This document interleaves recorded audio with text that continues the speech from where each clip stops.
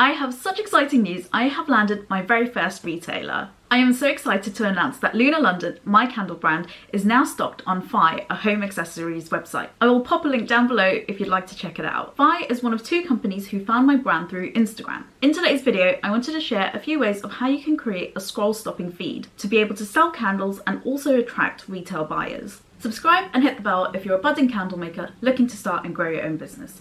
You can also follow me on Instagram at Luna London Candles. Hey everyone, welcome back. My name is Ashani and I'm the creator of Luna London, a home fragrance company. On this channel, we talk about candle making and selling candles online. If you'd like to check out my shop, you can go ahead and click the first link in the description box below. Before jumping into the tips, I just wanted to give a very brief overview of how quickly I went from launching to then being put into retail. So I started the creation of my brand and the labeling designs around May last year.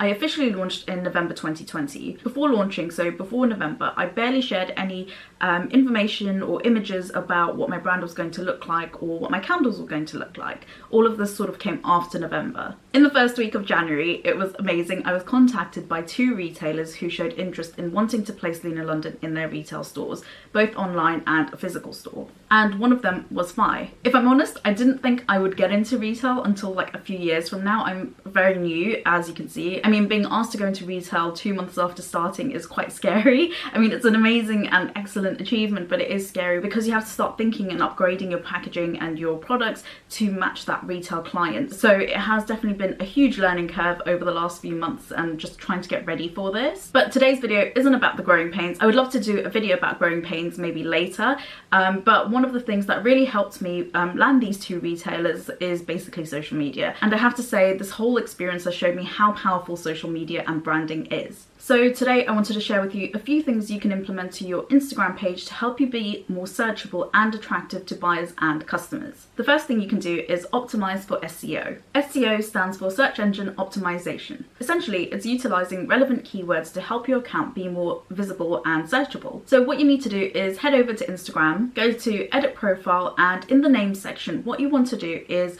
put relevant keywords to your niche. For example, I have used the keywords crystal candles. If your niche was related to bakery scents, so in this section you could go ahead and put bakery scented candles. This means if someone is searching for bakery scented candles, your account will pop up. So depending on how many characters your brand name is versus your the keywords that you want to use, you may have to like get rid of your brand name. But for me, I was able to fit both Luna London as well as my relevant keywords within the name section. The second way you can optimize SEO is in your hashtags and in your caption section. So recently, Instagram made an update of implementing SEO. If you head over to the search section on Instagram, you'll be able to see that Instagram even recommends certain things that you can search for. So what I'm going to do is go ahead and search for handmade candles, and you can see that Instagram will then populate a whole feed of different handmade candles. And the way accounts have been managed to feature in this like handmade candle section is because they've used the term handmade candles in their captions and their hashtags. So these are very simple tweaks you can do to be able to be more searchable, and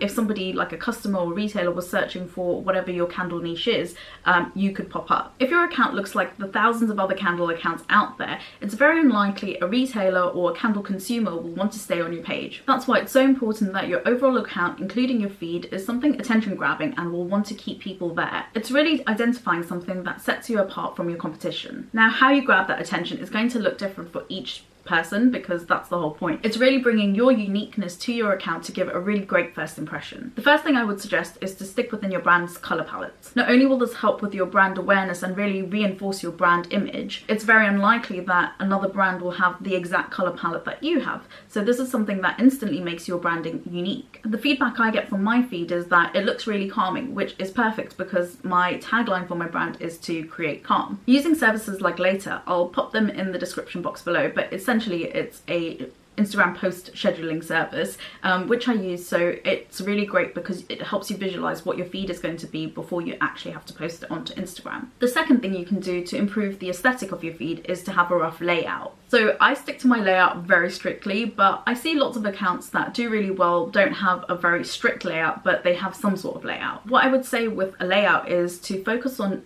9 images at a time or 9 posts at a time, because if you look at the Instagram profile, the first thing you see is 9 images. So you want those 9 posts to be attention grabbing. So in that way you can curate the kind of layout that you want to have. For my feed, I alternate between graphics and illustrations, as well as a mix of product photos. By having your first 9 posts really strong, it can really make the difference of whether someone wants to engage with your profile or not. Since we're talking about Instagram, I'd love to know, what kind of content do you like to engage with on Instagram? Like, what kind of posts or stories do you like to see in your spare time? Because that could be a really good indicator of the type of content you could curate for your brand. So in this video, we have optimized our SEO, so we're managing to get people and traffic to our Instagram profile, and we have a pretty feed. But now, what about the content? So I know what you're thinking. Well, it's a candle Instagram, so of course I'm going to put lots of pictures of my candles or my product. And while we definitely need posts that advertise our products, constantly bombarding our potential customers with salesy posts can burn them out really quickly. I would say put yourself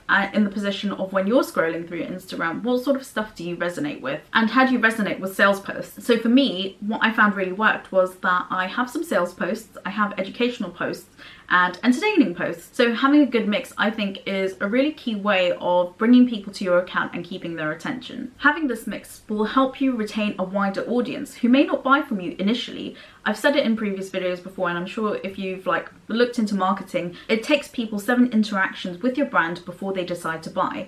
So by retaining people for longer or engaging with your content for longer, you have more opportunity to sell to them at a later period. It doesn't have to be straight away. The more great content you put out there, the more your potential customer will begin to know, like, and trust you. Some ideas for content that you could post is, say for example, you have a candle company that is based on a specific location that you're in. Maybe posting tips of what you can do in that location will help your overall brand, because people will associate that location and your brand together. I would say test as many different types of content that you can and see what works. I used to be very scared about posting on Instagram, and I used to find it had to be perfect. But then as time went on, I just realized I just needed to keep trying different things, check in with my analytics and see what worked, and then basically iterate from there, because you're not going to know unless you put something out. Another thing you could do is also research what's doing really well for other accounts. Have a look at the kind of engagement they're getting, not only from the likes, but also how many people are commenting on their posts and what is it specifically that people like. What you can do is try and extract some of that and then put your own twist on it. Testing is a key part of growing your social media platform. It's not going to happen overnight. It can happen in some instances where someone grows massively, but for the most part, it does take time, testing, and being sure that you are understanding your analytics as much as possible. So when you are looking at your analytics, you want to make sure you're not only looking at likes.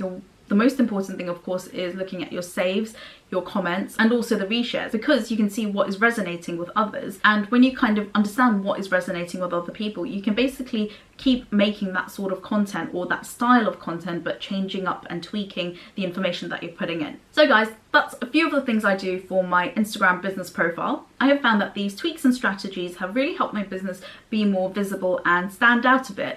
And I really think that's probably why I was approached by these retailers. So I hope you found this video useful. Let me know if you implement any of these strategies and what the results were. It'd be really interesting to know.